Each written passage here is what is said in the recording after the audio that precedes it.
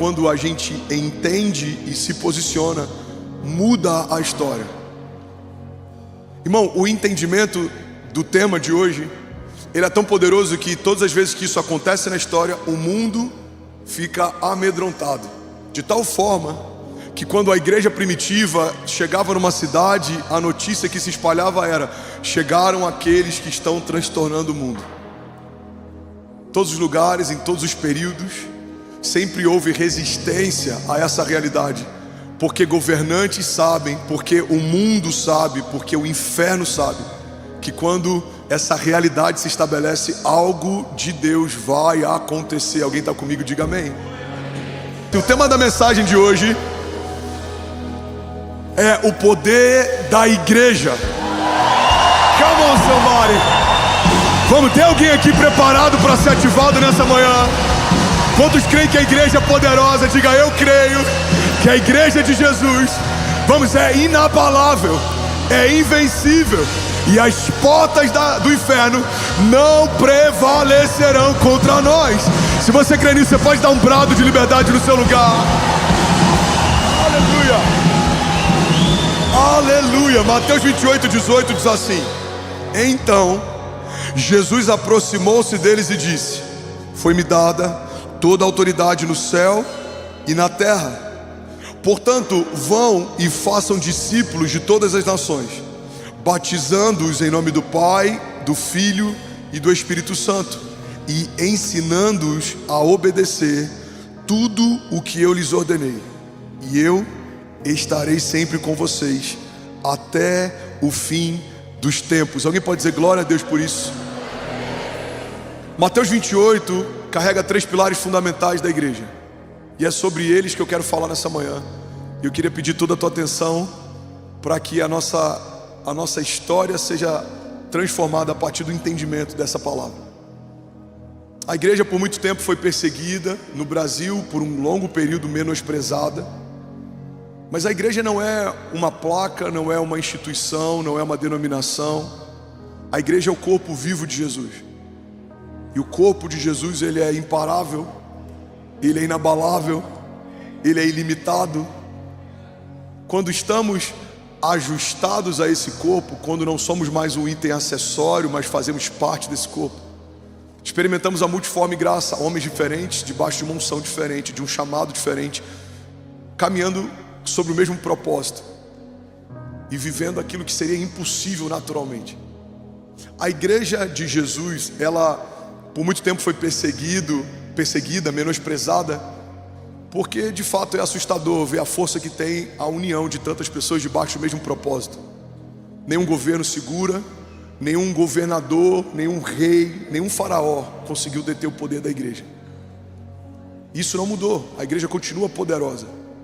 O problema é que muitas vezes esquecemos o que é vocação e chamado de Deus para a igreja, e queremos entrar em assuntos e pormenores que não fomos chamados para nos envolver. Muitas vezes a igreja se tornou muito mais um lugar para discutirmos usos e costumes ou agendas próprias da nossa própria denominação, que ao invés do evangelho ser pregado, em muitos momentos da história do Brasil, a gente viu igrejas evangélicas que usaram o púlpito como palanque político, ou usaram o púlpito como plataforma para uma agenda ideológica, ou para defender doutrinas. Mas a igreja de Jesus vai muito além disso. A igreja de Jesus é o corpo vivo de Jesus, que opera milagres, sinais e maravilhas, e que se tornou, a partir do sangue do Cordeiro, inculpável e livre de qualquer acusação. Alguém comigo aqui, diga amém. E Mateus 28 fala sobre 3 pilares fundamentais, e é a partir desses 3 pilares que eu quero que a gente se mova hoje. Primeira coisa que Jesus deixa claro em Mateus 28 é que ele delegou para a igreja dele a sua autoridade. Fala comigo: Jesus delegou a autoridade. Irmão, a autoridade que Jesus delegou para a igreja, ela está acima da morte, das doenças, da enfermidade, da escassez, da falta, dos principados, das potestades, dos cativeiros, das correntes. A autoridade que Deus confiou para a igreja é uma autoridade que não pede licença. Mas muitas vezes a gente está tão acostumado com essa fé que vive em busca do livramento, do escape, que a gente não sabe exercer governo e autoridade. Você quer um exemplo disso? A Bíblia diz que o povo, ele estava cativo por muito tempo, depois ele sai do Egito, ele é liberto, E ele caminha no deserto, até que finalmente, depois de muito tempo, ele chega diante da terra prometida. Mas a Bíblia também diz que esse povo que teve ousadia para se mover, não teve ousadia para acessar. Eles estão diante da promessa, eles chegaram diante da promessa, mas eles não têm coragem de invadir aquele lugar. Os gigantes são muito grandes, os inimigos são muitos, eles são fortificados. E é interessante porque a gente percebe que um povo que por muito tempo se acostumou a viver pelo livramento, mesmo estando diante da terra prometida, não teve coragem de se mover e governar, de se mover e acessar. Irmão, guarda isso aqui em nome de Jesus. Tem uma parte da igreja que conhece e confia no Deus do livramento, mas ainda não consegue caminhar debaixo de autoridade e de governo. E é sobre isso que eu quero falar nessa manhã. Alguém está comigo? Diga amém. Os diáconos, se puderem me ajudar, tem bastante criança agitada hoje, talvez por causa do frio.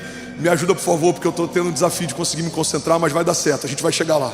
A autoridade confiada por Deus para a igreja é uma autoridade que não pede licença. E muitas vezes a gente ora quase como pedindo para que o inferno saia de lugares que a gente deveria passar por cima.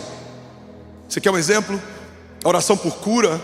Muitas vezes a gente pede, se possível for, que essa doença cesse, quando na verdade a oração por cura, você não deve pedir por uma cura que já foi liberada em Isaías 53. Você deve cancelar um espírito de enfermidade que está tentando paralisar uma herança que já é sua.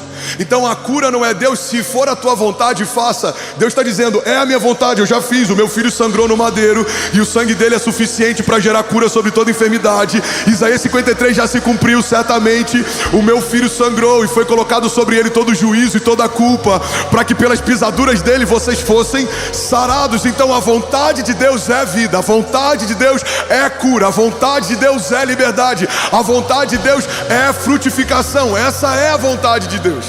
Então quando oramos por cura, não pedimos licença, damos ordem em nome de Jesus. Que todo espírito de enfermidade cesse, que toda palavra contrária seja quebrada, que toda arma forjada contra nós seja desfeita. Elas não prosperarão. Alguém comigo diga amém. A autoridade que Deus confiou à igreja não é para pedir algo para o inferno, é para comunicar algo que já foi estabelecido nos céus. Os seus filhos são herança do Senhor. Você em Jesus é mais do que vencedor. O sangue de Jesus é suficiente. E debaixo desse entendimento caminhamos com autoridade. Ligamos e desligamos na terra coisas que serão ligadas e desligadas nos céus. Alguém está comigo? Diga amém. Lucas 4:18 diz: o Espírito do Senhor está sobre mim, porque Ele me ungiu para pregar boas novas aos pobres e me enviou para proclamar liberdade aos presos e recuperação da vista aos cegos, e para libertar os oprimidos e proclamar o ano da graça do Senhor. A gente usa esse termo poder e autoridade muitas vezes como se fossem a mesma coisa. Deus nos deu poder e autoridade, mas são coisas diferentes. Tem gente que tem poder mesmo sem ter uma autoridade estabelecida. Tem gente que tem autoridade porque tem um cargo ou ocupa um posto, mas não tem tanto poder assim para gerar mudanças. Mas a igreja de Jesus, ela recebeu poder e autoridade. Poder é o dunamis de Deus, é o poder explosivo que gera mudanças. É uma matéria nova gerada a partir da fé, é uma nova realidade que se sobrepõe a uma realidade existente. Não é um tumor deixando de ser tumor, mas é um tumor que existia sendo expelido. Não é uma notícia ruim deixando de ser ruim, mas é uma boa nova vindo sobre uma notícia antiga. Não é que aquilo que doía não vai deixar de ser dor, é Deus removendo o motivo pelo qual você sentia dor. Então o poder de Deus, esse poder explosivo, é o haja que gera luz em meio a trevas. É a palavra que traz Lázaro para fora de dentro de um cativeiro e ele sai do meio de um cenário de morte e volta a viver. O poder explosivo que gera realidades é a palavra que você libera e algo acontece porque você falou. É a palavra que você libera e algo se manifesta porque você profetizou. Agora, autoridade significa poder de mando. Autoridade significa patente. Autoridade significa a estatura com a qual você se move no reino espiritual. Autoridade significa Você orar e os demônios saberem quem você é em Jesus, porque sabem o que você carrega. Autoridade é você ligar e desligar, estabelecer, conectar, profetizar. E algo acontecer a partir disso. Sabe, uma das chaves que tem mudado a história da nossa igreja, e eu já falei sobre isso algum tempo atrás, é que tudo que um dia o nosso púlpito profetiza, tempos depois o nosso púlpito tem anunciado. E precisa ser assim na sua casa, precisa ser assim com seus filhos, precisa ser assim nos seus negócios. Você precisa exercer essa autoridade que te foi confiada. Muitas vezes usamos dessa autoridade para ligar coisas que não queríamos que acontecessem e nos assustamos quando elas acontecem. Falamos sobre cenários que não são os ideais, falamos sobre medos que a gente tem a preocupação que em algum momento ele se torne uma realidade, mas muitas vezes nós não estamos ligando o futuro, profetizando o que vai acontecer. Irmão, eu estou trazendo à existência os estádios já faz algum tempo. Não se assuste quando colocarmos o pé em um deles e a gente viver o que um dia profetizou. Estamos profetizando uma igreja que vai tocar nações, estamos profetizando um avivamento nacional, estamos profetizando o tempo inteiro, através de uma fé provocativa, uma realidade desejável. Mas eu poderia usar ao mesmo tempo para profetizar o que não queremos, para declarar o que nos assusta. Mas eu aprendi que falar sobre os meus medos gasta o mesmo tempo que falar sobre os sonhos de Deus. Então, ao invés de falar do que me preocupa, eu preciso falar daquilo que pelos olhos naturais não existe, mas pela fé já aconteceu. Essa é a dinâmica da fé, uma dinâmica de antecipação. É tratar o segundo filho como realidade quando você ainda só tem o primeiro. É tratar a expansão como realidade quando você ainda está estabelecendo a primeira parte. É tratar o novo de Deus como realidade enquanto as coisas ainda não aconteceram. É tratar milagres que não são como se já fossem. É tratar uma cidade como sendo um lugar que Deus confiou enquanto você ainda não está estabelecido num bairro. Irmão, é tratar as coisas não na dimensão do que se vê, mas na dimensão do que se crê, porque aquilo que nós vemos é passageiro, é momentâneo, mas aquilo que nós cremos é eterno, é poderoso, é ilimitado, é infindável. É alguém comigo aqui nessa manhã? Então a igreja de Jesus não foi chamada para se mover de forma natural, até porque naturalmente nós somos fracos, culturalmente estamos enfraquecidos. Houve um tempo em que as maiores revoluções eram lideradas pela igreja. Houve um tempo em que as maiores catedrais e universidades e médicos, eles estavam na vanguarda como igreja. Houve um tempo em que os maiores artistas e os maiores espaços e os melhores lugares em cada cidade pertenciam à igreja. Mas, para ser muito sincero e realista, o que a gente vive no Brasil como igreja é só pela graça de Deus. Não é justificável pela cultura que temos, não é justificável pela estatura que temos, não, é graça. Deus decidiu pegar o seu corpo e mesmo usando um monte de homens improváveis, começando pelo seu pastor, quando ele opera, não há quem possa resistir. Agindo Deus em nosso favor, não há quem possa impedir o seu agir. Se Deus é por nós, quem será contra nós? Ele pode pegar um menino como José, que dormia na noite anterior como escravo e na noite seguinte dorme como governador. Ele pode pegar um menino como Davi, que está no momento cuidando das ovelhas do pai e anos depois está sentado no trono reinando sobre Israel. Ele pode pegar qualquer um, como me pegou, e ele pegou você. Ele pode pegar os seus filhos e caminharmos debaixo de um poder e autoridade que não é daqui, porque de fato o que Deus nos confiou não é da terra para os céus, é dos céus para a terra. Ligamos e desligamos, estabelecemos, concordamos, profetizamos, e aquilo que de forma natural era impossível de acontecer se torna inevitável. Pessoas vão dizer, não tem como acontecer. Os céus estão dizendo, já aconteceu. Alguém comigo aqui, diga amém. Aleluia. Diga comigo, Jesus delegou a sua autoridade. Mateus 16:19 diz assim: e eu lhes darei as chaves do reino dos céus, e o que você ligar na terra terá sido ligado nos céus, e o que você desligar na terra terá sido desligado nos céus. Salmos 115:16 diz: os mais altos céus pertencem ao Senhor, mas a terra Ele confiou ao homem. Romanos 5,17: se pela transgressão de um só a morte reinou por meio dele, muito mais aqueles que recebem de Deus a imensa provisão da graça e a dádiva da justiça, esses reinarão em vida por meio de um único homem, a saber, Jesus Cristo. Alguém comigo aqui, diga amém. A Bíblia diz: os céus pertencem ao Senhor, mas a terra Ele confiou aos homens. A terra Ele confiou aos homens. Irmão, quando a igreja entende o poder que ela carrega debaixo do poderoso sangue de Jesus, a gente não consegue mais ser medroso, a gente se torna ousado. Como Davi, um exército inteiro temendo um homem grande. Davi olha para aquele homem e a única coisa que Davi vê é a vulnerabilidade dele. Aquele homem não carrega uma aliança com Deus, ele era incircunciso, ele não estava debaixo da aliança. Por isso que Davi olha para o gigante e fala: quem é esse incircunciso filisteu? Em outras palavras, ele está dizendo: quem é esse homem que não tem uma aliança com Deus, afrontando um exército debaixo da aliança de Deus? Davi viu o que eles não viram, por isso Davi se moveu de uma forma que eles não se moveram, porque eles olharam para a estatura do gigante e acharam que a estatura do gigante era amedrontadora.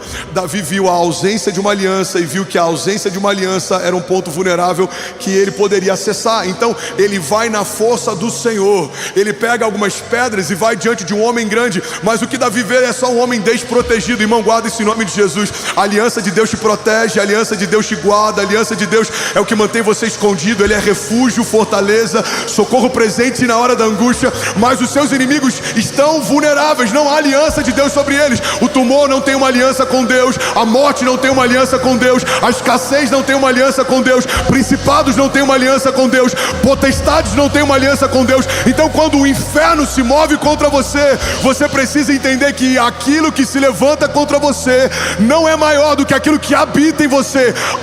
Na igreja de Jesus, o mesmo poder que ressuscitou Jesus Cristo dos mortos. Então não há aliança de Deus com os seus inimigos. Eles virão contra você por um caminho, mas por 7 caminhos eles fugirão.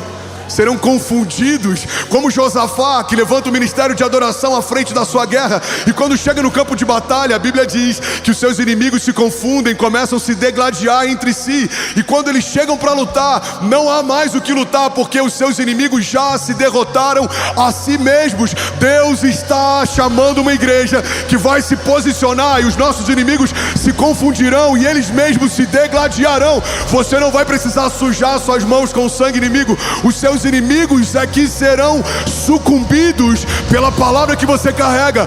Toda palavra maldita liberada sobre você, todo espírito de morte, toda ansiedade, depressão, todo laço que tenta te paralisar, toda maldição hereditária que acompanhou a tua casa até aqui, nós declaramos frustrados os planos do inferno sobre você. Você é ungido por Deus, guardado por Ele, você foi lavado pelo sangue de Jesus e é suficiente.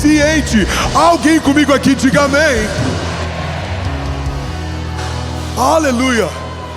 Então fala comigo, diga: Deus me deu poder e autoridade para ligar e desligar, estabelecer, profetizar, avançar sem medo, e as portas do inferno não prevalecerão contra mim. Diga: não há cadeias, correntes, grilhões que suportem o peso da glória de Deus. Diga: todo cativeiro quebrado agora, em nome de Jesus. Toda tempestade cessando agora, em nome de Jesus. Todo levante do inferno recuando agora, em nome de Jesus. Diga: tudo que estava desalinhado, fora de ordem, diga: nós damos uma ordem, que o caos cesse agora, em nome de Jesus. Que a paz de Deus, que excede todo entendimento, seja sobre a minha casa e sobre os meus. Diga: que a riqueza de Deus, que não acrescenta dores, seja derramada sobre mim. Diga: que os planos de Deus governem os meus planos. Que a vontade de Deus seja sobre a minha vontade. Que seja feito na terra, assim como é feito nos céus. Diga: e nós avançaremos. Vamos, igreja, declare com autoridade. Diga: avançaremos romperemos em fé, andaremos sobre as águas. No meio da crise, prosperaremos ainda mais, porque nós não somos daqui. A nossa resposta e o nosso socorro vem dos céus. Diga: eu e a minha casa pertencemos ao Senhor, serviremos ao Senhor e viveremos ainda esse ano o maior romper da nossa história, em nome de Jesus. Se você crê nisso, você pode celebrar Jesus no seu lugar.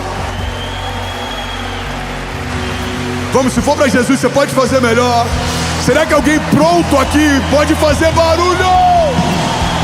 Aleluia! Quantos estão prontos para caminhar debaixo de poder e autoridade? Quando Deus confiou à igreja poder e autoridade, eu vou usar uma analogia aqui. É como se o timbre da voz de Jesus agora revestisse o timbre da sua voz. É por isso que quando você fala, o inferno não te ouve, ele ouve Jesus falando. Quando você dá uma ordem, não é a sua ordem, é uma ordem de Jesus sendo liberada através de você. Quando você profetiza, não é só o que você deseja, mas é a própria voz de Deus ligando o que você está ligando e chancelando o que você está falando. Alguém comigo aqui em nome de Jesus?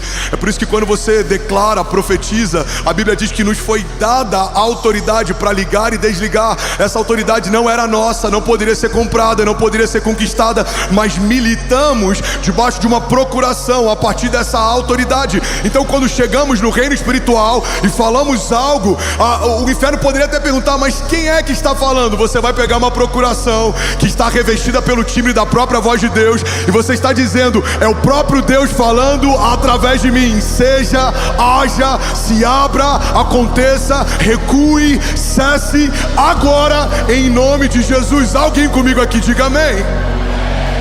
Isso é tão forte, irmão, que até quando fazemos um convite para a salvação, a Bíblia diz que é como se Deus falasse através de nós. A Bíblia diz: fomos reconciliados com Deus através do sacrifício físico de Jesus. Mas não só isso, recebemos também o ministério da reconciliação. Por isso, todas as vezes que dizemos reconciliem-se com Deus, olha o que a Bíblia diz: é como se o próprio Deus falasse através de nós. Pastor, torna mais claro essa passagem. Eu vou tornar. A Bíblia está dizendo que quando falamos sobre a obra de salvação de Jesus e quando convidamos alguém para acessar a graça pela fé, é como se o próprio Deus falasse enquanto falamos. É como se no momento do apelo, quando a gente fala feche teus olhos, você quer entregar a sua vida para Jesus, dê um passo à frente, a gente quer orar por você. A Bíblia está dizendo que é um homem falando, mas é a voz de Deus que está sendo ouvida. É um homem profetizando, mas é a voz de Deus que está sendo ecoada. Alguém recebe isso aqui em nome de Jesus? Você pode celebrar Jesus no seu lugar. Vamos, Lagoinha, Deus está fazendo algo aqui nessa manhã. Vamos, exalte a Ele, exalte a Ele. Aleluia. E é por isso que a Bíblia diz que somos mais do que vencedores, porque a nossa vitória não vai ser conquistada na próxima batalha. A nossa vitória já foi conquistada na batalha da cruz. A cruz do Calvário e o sacrifício de Jesus nela estabeleceram a nossa herança. Esse é o poder da igreja. O poder da igreja é o poder da herança. O poder da igreja não é o que conquistamos, é o que Jesus conquistou. Não é o que fazemos, é o que Jesus já fez. Não é quem somos, mas é o que nos tornamos nele. Não é o que falamos, mas é o que ele fala através de nós. Você se tornou boca de Deus na terra, irmão. Você está ligando e desligando. A Bíblia diz que a língua carrega poder de vida e de morte. Aquele que gosta de usá-la comerá do seu fruto. Então a igreja de Jesus precisa falar o que quer ver, não o que está vendo. O que estamos vendo? Caos, medo, ideologia de gênero, aborto, crise de identidade. Não. O que queremos ver? Uma geração salva, os nossos filhos caminhando nos caminhos do Senhor, as portas do inferno fechando e as portas de Deus se abrindo com portas de milagres, recursos, provisão. Queremos ver vidas batizadas nas águas, queremos ver famílias restauradas, casamentos restaurados. Então para de falar o que você está vendo, começa a falar o que você quer ver. Use bem do poder e da autoridade que te foi confiada. Gênesis é um exemplo da dinâmica criativa de Deus. Ele vê trevas, mas ele fala luz. Pega isso aqui, irmão. Deus vê trevas, mas ele fala luz. Ele vê uma terra sem fome e vazia, mas ele fala separação de uma porção seca de uma porção molhada. Ele vê esterilidade, não havia nenhuma espécie, mas ele fala a vida. Todos os seres sejam multiplicados segundo a sua espécie, todas as árvores multipliquem-se segundo a sua espécie, aves dos céus, peixes do mar. Então a dinâmica criativa de Deus e o poder e a autoridade que Ele usa não é para dizer o que está vendo, porque isso é relatório, é para profetizar o que Ele quer ver. Isso é voz profética. Tem muito crente que está se tornando especialista em criar relatórios. A igreja está assim, a minha casa está assim, o mercado está assim. Deus não te chamou para dar relatórios, Deus te chamou para profetizar. Abre a tua boca e profetiza. Um profeta é levado por Deus até um vale de ossos secos. Ele vê um vale de ossos secos, existe morte, os ossos estão ressequidos, não tem como nada acontecer. Mas a partir do momento que o profeta profetiza o que quer ver, algo novo acontece. Vale de ossos secos, ouçam o que diz a voz do Senhor, voltem a viver. E um vale de ossos secos se tornou um exército forte e poderoso. Alguém comigo aqui, diga amém. Eu tenho 10 minutos, eu preciso correr. Alguém está recebendo algo de Deus aqui nessa manhã? De verdade, alguém pode celebrar Jesus aqui nessa manhã? Aleluia. Segundo pilar fundamental da igreja. Ainda bem que eu vim, Jesus. Jesus delegou sua autoridade, Jesus deixou a sua mensagem. A mensagem que a igreja carrega é o tema principal e mais importante do que qualquer outro tema que a gente possa falar. Podemos falar sobre política, devemos falar sobre política. Podemos falar sobre negócios, devemos falar sobre negócios. Podemos falar sobre relacionamento, devemos falar sobre relacionamento.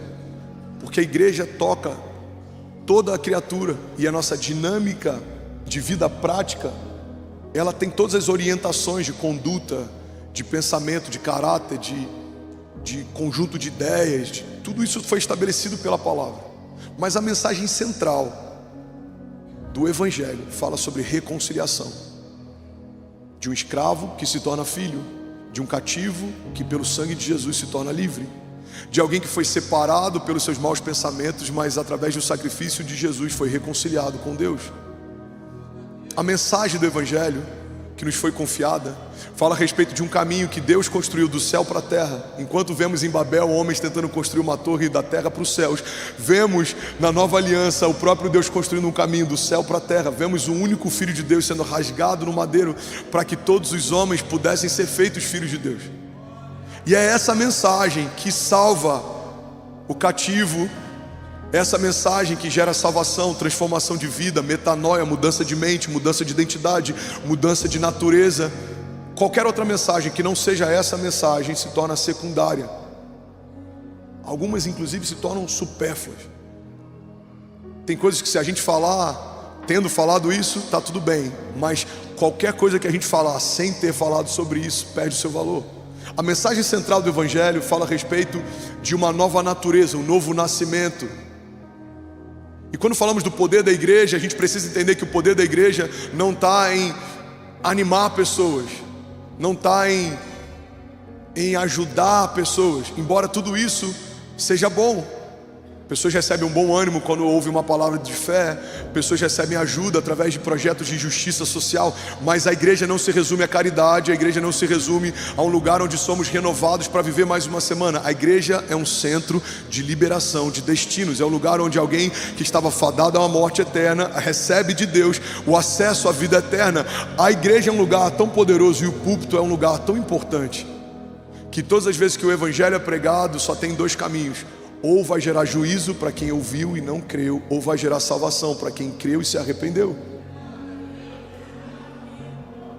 A igreja de Jesus recebeu do próprio Deus uma mensagem. Você está comigo? Diga amém. A mensagem do Evangelho poderia se resumir em João 3,16. Porque Deus amou o mundo de tal maneira que entregou o seu único Filho, para que todo aquele que nele crê não pereça, mas tenha a vida eterna. Eu gosto de usar na versão Incendiários, eu sempre brinco com essa versão, para simplificar o entendimento de João 3,16. A Bíblia diz mais ou menos assim: Deus amou você de tal maneira que Ele aceitou a ideia de abrir mão de Jesus por um tempo, mas não aceitou a ideia de abrir mão de você para sempre. Ele poderia ter resetado a criação e feito de novo, como ele fez no dilúvio. No dilúvio ele poupa uma família e recomeça todas as outras. Ele poderia ter abortado o projeto, como eu e você já fizemos tantas vezes, com um relacionamento que é desgastante, ou com uma empresa que dá muito trabalho, ou com uma igreja que a gente não concorda com algumas coisas, ou com algo que pra gente custa, a gente fala, quer saber, eu não preciso disso. Quantos aqui já usaram essa frase em algum momento? Eu não preciso passar por isso. Agora imagina o Deus Criador, que acabou de criar algo, que acabou de cair. Ele estabelece dois homens, homem e mulher, dois seres, e acabaram de cair no jardim. Deus poderia ter falado, tá bom, vamos lá, de novo. E se caísse de novo, vamos lá, mais uma vez, de novo. Mas não é isso que a história diz. A história diz que antes da fundação do mundo ele já havia preparado o cordeiro. Antes do homem pecar, ele já havia preparado o escape.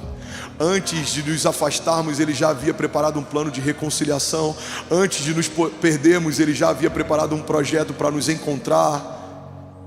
E essa mensagem, que ela atravessa gerações, é por essa mensagem que os heróis da fé aguardavam o cumprimento dela. Hebreus 11 diz, todos esses heróis da fé aguardaram o cumprimento da promessa, mas morreram sem vê-la se cumprir. A gente lê Hebreus 11 e a gente fala, não faz sentido, se os heróis da fé não viram o cumprimento das promessas, como que eu vou ver os cumprimentos das minhas promessas? Mas as promessas que os heróis da fé não viram se cumprir não eram promessas pessoais, era uma promessa que eles aguardavam, que em algum momento Deus enviaria o seu filho, e o verbo seria encarnado, e o filho de Deus sangraria no madeiro, porque maldito é todo aquele colocado sobre o madeiro, e então haveria salvação por meio de uma reconciliação estabelecida a partir de uma nova aliança. Irmão, o que Abraão não viu, o que Moisés não viveu, o que Davi não viveu, nós nascemos num tempo em que já se cumpriu. O Filho de Deus já veio, o Messias já foi entregue, ele foi morto, e ao terceiro dia ele ressuscitou. Estamos debaixo de uma aliança que não vai se cumprir, ela já se cumpriu.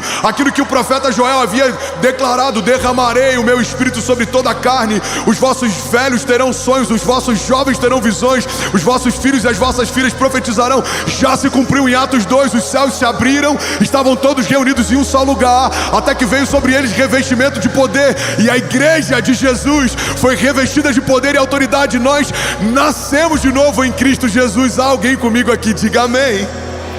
E essa é a mensagem.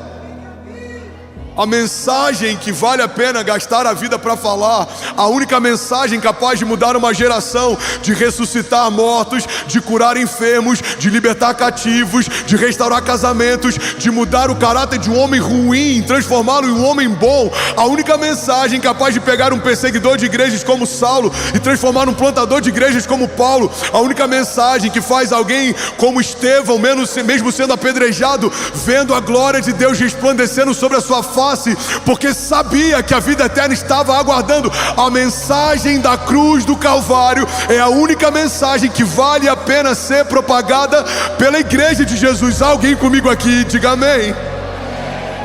Então fala comigo. Jesus entregou para a igreja a autoridade, e Ele nos confiou a sua mensagem. Qual é a mensagem do Evangelho? A mensagem do Evangelho fala sobre substituição, fala sobre algo que eu e você jamais faríamos, mas Ele fez. Fala sobre alguém que era bendito e se fez maldito para você ser abençoado. Fala sobre alguém que era livre e se fez escravo para você ser liberto. Fala sobre alguém que era filho e se fez pecado para você receber filiação.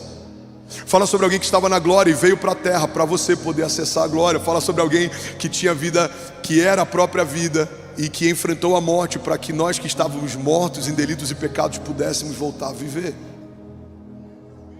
A mensagem do Evangelho fala sobre substituição. Igreja, olha para mim. Tudo o que a gente profetiza aqui sobre bênçãos financeiras, com portas se abrindo, milagres, sobre estabelecermos novos lugares, caminharmos em uma dinâmica de poder e autoridade, ligarmos e desligarmos, tudo isso é maravilhoso, mas é passageiro. Um dia fecharemos os nossos olhos pela última vez, e é aí que começa o acesso à eternidade. É aí que tudo aquilo que a gente conquistou deixa de ter valor, porque não dá para usar para o lugar onde estamos indo aquilo que conquistamos aqui. Aquilo que conquistamos é passageiro, as dores que enfrentamos também.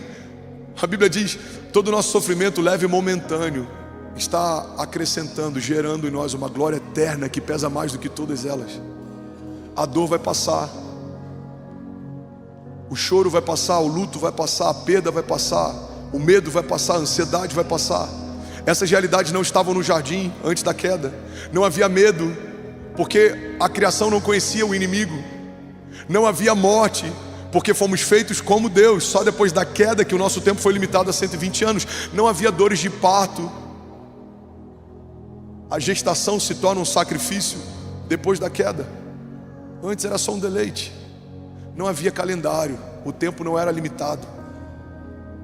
Não havia limitação. O homem foi feito imagem e semelhança do Criador. É para esse lugar que a cruz nos trouxe de volta. A cruz nos trouxe de volta para um lugar como se o pecado nunca tivesse existido. A cruz restaurou em nós a imagem e semelhança do Criador. Os céus olham para alguém que foi lavado pelo sangue de Jesus e vem o próprio Cristo nele. Não é mais você que é visto, é Cristo em você. Não é mais sobre o que você quer viver, é sobre o que Deus quer fazer em você. Não sou mais eu quem vivo, mas Cristo vive em mim. Alguém comigo aqui em nome de Jesus, diga amém. Alguém que pode celebrar Jesus aqui nessa manhã. Vamos, alguém aqui que ama a mensagem da cruz, alguém aqui que é apaixonado por essa palavra. Somos mais de 22 mil famílias conectadas. Você pode celebrar Jesus. São mais de 11 nações online com a gente agora. Romanos 8:1 diz assim: portanto, agora já não há condenação para os que estão em Cristo Jesus, porque por meio de Jesus a lei do Espírito de vida me libertou da lei do pecado e da morte. Irmão, guarda isso aqui em nome de Jesus. Quando éramos escravos do pecado, estávamos livres da lei. Não precisávamos cumprir a lei. Mas agora que fomos reconciliados, estamos livres do pecado e somos escravos de Deus. Ou seja, você está vinculado com Deus de tal forma que não há mais separação. Você foi comprado. A Bíblia diz que Jesus comprou com seu próprio sangue para o seu Pai homens de todos os povos, de todas as línguas e de todas as nações. Nós fomos reconciliados com Deus, não há separação. Por isso que João 15 fala sobre algo tão poderoso. João 15 diz: se vocês permanecerem em mim, as minhas palavras permanecerem em vocês, me pedirão o que quiserem e lhes será concedido. João 15 está dizendo que se a gente estiver tão conectado com Deus a ponto das palavras dele serem tudo em nós e nós estivermos completamente nele, tudo que você vai desejar pedir já é o que Deus quer te dar. A tua agenda se tornou a agenda de Deus, a tua vontade é a vontade de Deus, os teus sonhos se tornaram os sonhos de Deus. Então tudo que você vai viver, Deus já preparou para você. O salmista diz: todos os meus dias foram escritos pelo Senhor no seu livro, antes de qualquer um deles existir. Irmão, você pode caminhar sozinho, fazendo a sua própria história, ou você pode caminhar com Deus, vivendo uma história que já foi escrita por Deus. Aquilo que os seus olhos não viram, aquilo que os seus ouvidos não ouviram, aquilo que não penetrou no teu coração, é isso que Deus tem preparado para aqueles que o amam e caminham debaixo do seu propósito. Então a mensagem que foi confiada à igreja é: arrependam-se e esqueçam as coisas que ficaram para trás e recebam de Deus uma nova natureza, uma nova identidade e um novo destino. O que é o arrependimento? A partir da mensagem da cruz, é você se enojar do que você se tornou e você nascer para quem Deus sempre quis que você fosse. Você olhar no espelho e ver: não existe um caminho bom em mim, um pensamento bom em mim, meu coração é mau. Mas a partir de Jesus você perceber que Jesus está ganhando espaço em você. Não sou mais eu quem vivo, mas Cristo vive em mim. Os meus pensamentos estão mudando, a minha mente está mudando, os meus desejos estão mudando, a minha agenda está mudando. Alguém comigo aqui diga: eu creio que a mensagem da cruz é suficiente. Em terceiro lugar, e eu finalizo com esse último pilar, a igreja recebeu de Deus a autoridade. Fala comigo: poder e autoridade. A igreja recebeu poder e autoridade para ligar e desligar, estabelecer, profetizar, caminhar acima de principados e potestades. Efésios 6:10, a nossa batalha não é contra a carne ou contra o sangue, mas contra principados e potestades nas regiões celestiais. Nós recebemos de Deus armaduras. Nós fomos comissionados por Deus através de uma procuração. Você em Deus é poderoso, irmão. Você em Deus é invencível. Você em Deus é inabalável. Você em Deus é ilimitado. Recebemos dele também a sua mensagem. Ele nos confiou uma mensagem. E esse é o chamado universal de todo aquele que foi salvo. Ide por todo mundo, pregue o evangelho, façam discípulos, batizem em meu nome. E o terceiro pilar fundamental da igreja, e glória a Deus por isso, é que ele nos prometeu a sua companhia. Alguém pode dizer glória a Deus por isso? Mateus 28:18, que é o texto central da mensagem de hoje, e eu vou ler para a gente finalizar. Diz assim: então Jesus aproximou-se deles e disse: foi-me dada toda a autoridade no céu e na terra. Portanto, vão e façam discípulos de todas as nações, batizando-os em nome do Pai, do Filho e do Espírito Santo, e ensinando-os a obedecer a tudo o que eu lhes ordenei. Essa é a mensagem do terceiro pilar. E eu estarei sempre com vocês até o fim dos tempos. Alguém pode dizer glória a Deus por isso? Eu, se fosse você, estava celebrando com mais força. Eu estarei com vocês até o fim dos tempos. Igreja, pega isso aqui em nome de Jesus. Não existe nada mais poderoso no reino de Deus do que a presença do rei. Olha para mim. Não existe nada mais poderoso no reino de Deus do que a presença do rei. Porque um reino sem rei não se sustenta. Um reino sem rei tem leis, tem regras, mas não tem a presença. A companhia que nos foi confiada e garantida é a resposta para qualquer desafio que você tenha. Por que as coisas vão cooperar, pastor? Porque a presença de Deus habita em você. Por que os inimigos vão bater em retirada? Porque a presença de Deus habita em você. Por que as portas vão se abrir sem que eu faça força? Porque a presença de Deus habita em você. Porque a presença de Deus habita em você. Você não foi chamado por Deus para ser uma pousada de Deus. Você foi chamado por Deus para ser uma morada de Deus. Ele não te visita, Ele habita em você. É algo que é estabelecido, é para sempre. Deus, Ele escolheu habitar em você. O Deus que chama as estrelas pelo nome e elas se apresentam enfileiradas, é o mesmo Deus que se apequenou, e eu coloco entre 3 aspas, para caber dentro da sua própria criação. Irmão, o Deus que fez os fundamentos da terra, o Deus que estabeleceu o cosmos, o Deus que fez todas as coisas que existem quando nada existiu, esse mesmo Deus que é tão grande a ponto de passear na eternidade e estabelecer tudo mesmo quando nada existe, Ele decidiu se apequenar para caber dentro da sua própria criação. Deus habita em você, Deus habita em você, a vida de Deus habita em você. Você é morada de Deus, você é tabernáculo de Deus. Ele tabernaculou entre nós, Ele habita em você. O seu coração foi feito um altar. É por isso que nós chamamos o palco de palco. Pastor, isso aqui é um altar? Não, isso aqui é um palco, porque o altar de Deus é você, é o teu coração. É nesse lugar que Ele é adorado, é nesse lugar que Ele foi centralizado, é nesse lugar que Ele foi estabelecido. Por isso nós abrimos o nosso coração para Ele habitar e reinar e governar. Alguém comigo aqui, diga amém. Por isso que eu sempre chamo auditório de auditório. Pastor, lá no templo 3, lá no santuário. Não, santuário somos nós. Não, o templo é você, a habitação de Deus é você. Isso é só auditório. Você pode pintar o auditório, você pode modificar o auditório, você pode usar para outro fim o auditório, mas você não, você é uso exclusivo de Deus. Não há outro fim de uso em você. Você não serve para mais nada além de ser filho de Deus. Você foi ungido por Deus, você é propriedade de Deus. Há um selo sobre você, há uma patente sobre você, há alguém que governa você, e Ele é dono de tudo, e Ele é proprietário de tudo, e ainda assim te deu autoridade para que você usufrua.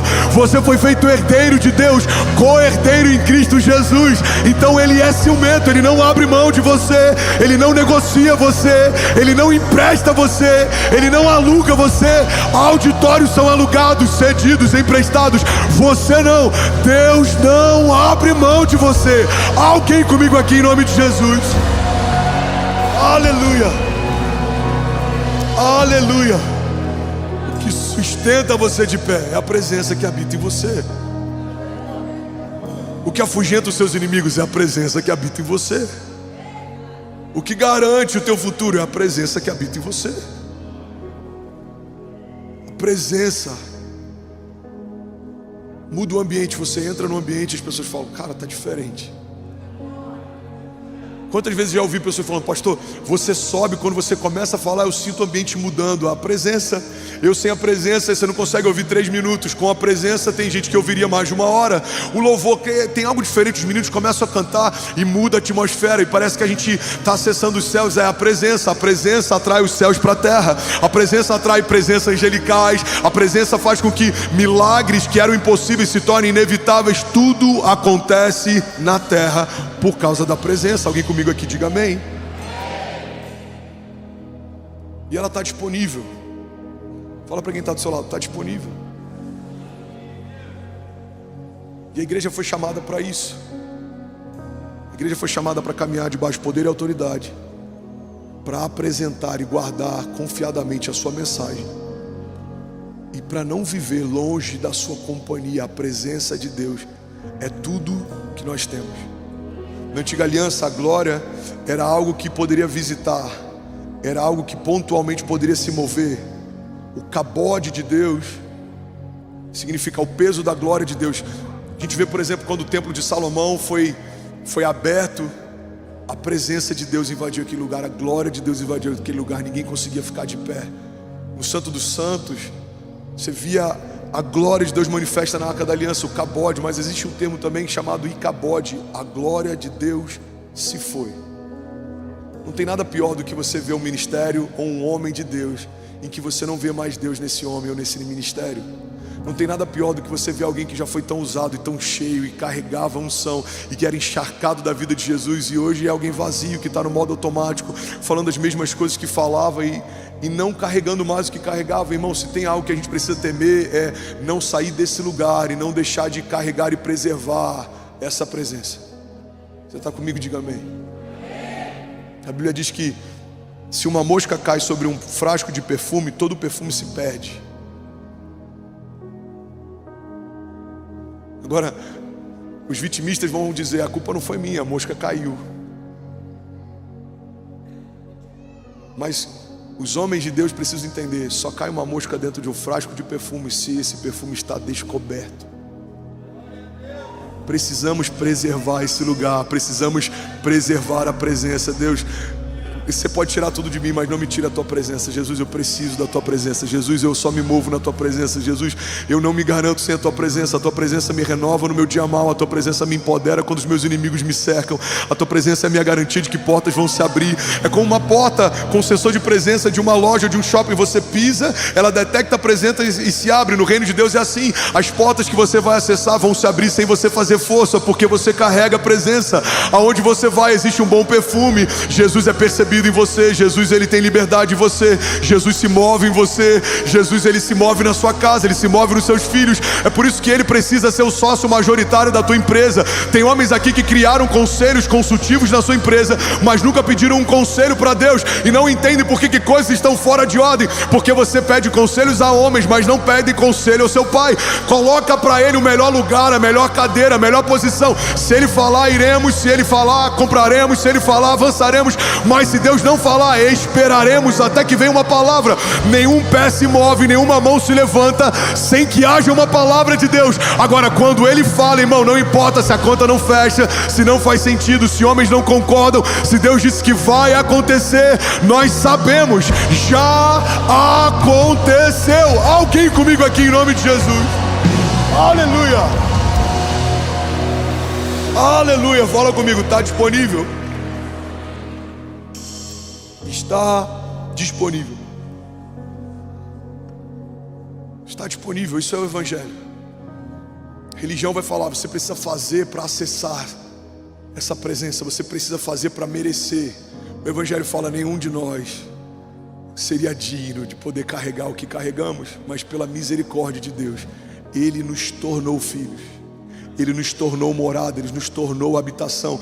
Olha o que a Bíblia diz em Mateus 23:13. Ai de vocês, mestres da lei e fariseus, hipócritas, vocês fecham o reino dos céus diante dos homens, vocês mesmos não entram, nem deixam entrar aqueles que gostariam de fazê-lo. Religião coloca tantas coisas para que possamos acessar isso. O Evangelho fala: vinde a mim todos vós que estáis cansados e sobrecarregados, e eu vos aliviarei. O reino de Deus está disponível e Ele está próximo. Olha o que a palavra de Deus diz em Lucas 17:20.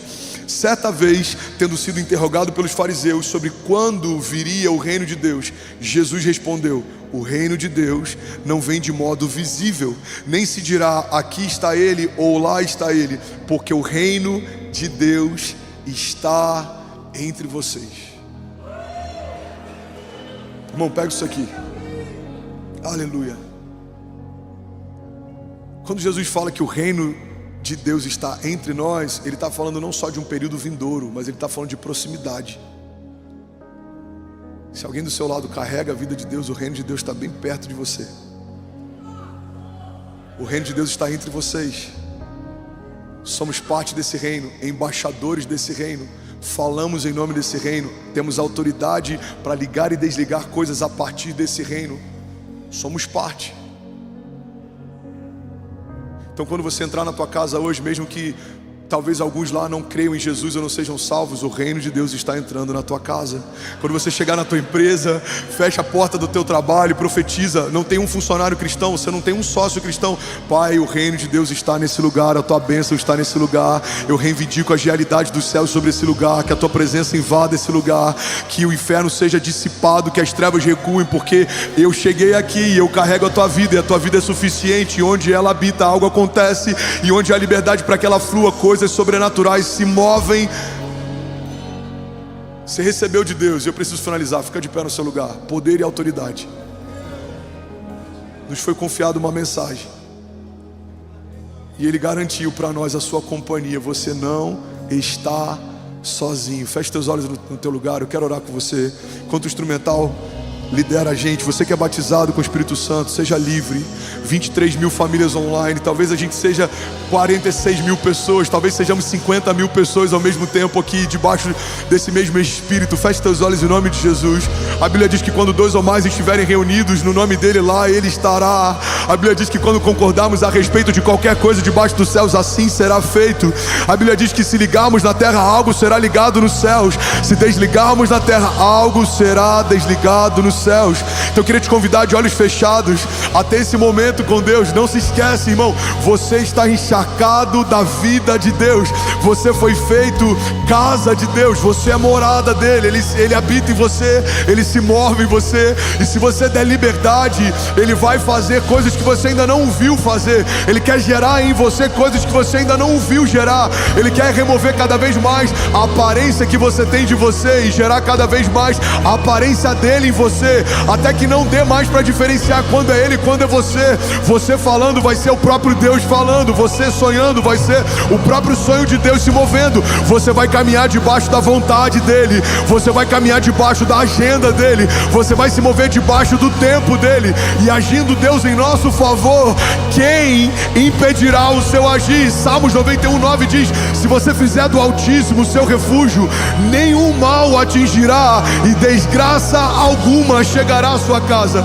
Salmos 18:28 diz: tu, Senhor, mantém acesa a minha lâmpada, e o meu Deus transforma em luz as minhas trevas. Salmos 3:3 diz: mas tu, Senhor, és o escudo que me protege, és a minha glória e me faz andar de cabeça erguida. Feche teus olhos em nome de Jesus. Pai, nós declaramos liberdade para o teu fluir nessa manhã.